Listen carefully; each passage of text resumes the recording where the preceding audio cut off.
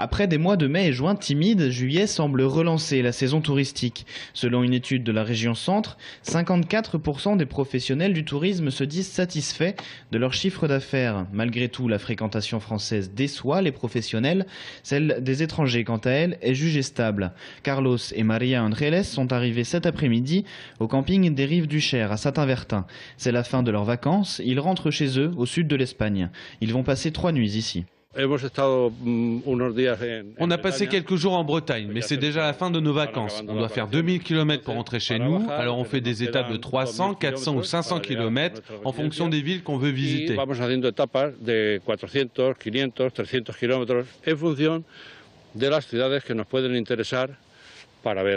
Ils font partie des nombreux étrangers à être de passage par la Touraine.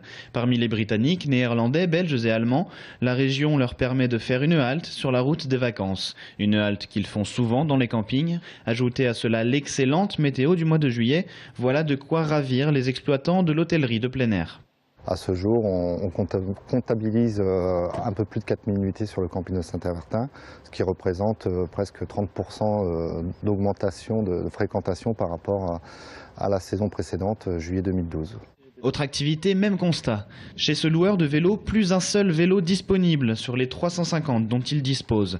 Là encore, la météo du mois de juillet a bénéficié aux professionnels des activités liées à l'eau et au vélo. Un tourisme favorisé par la Loire à vélo.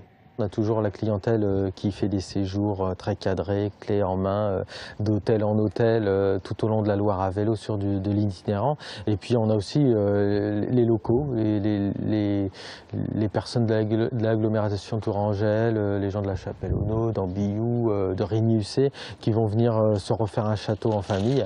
Donc du coup, on se retrouve à la fois avec des petits groupes, des scouts, à la fois des amis, à la fois des personnes qui font de l'itinérance, à la fois des personnes qui vont juste prendre des vélos à la demi-journée parce que cet après-midi il fait beau, puis demain ils feront peut-être du canoë, je ne sais pas. Donc on a vraiment de tout. Le mois d'août devra confirmer la tendance de juillet. Les professionnels sont optimistes. 72% d'entre eux estiment que leur taux de réservation pour août est moyen ou bon.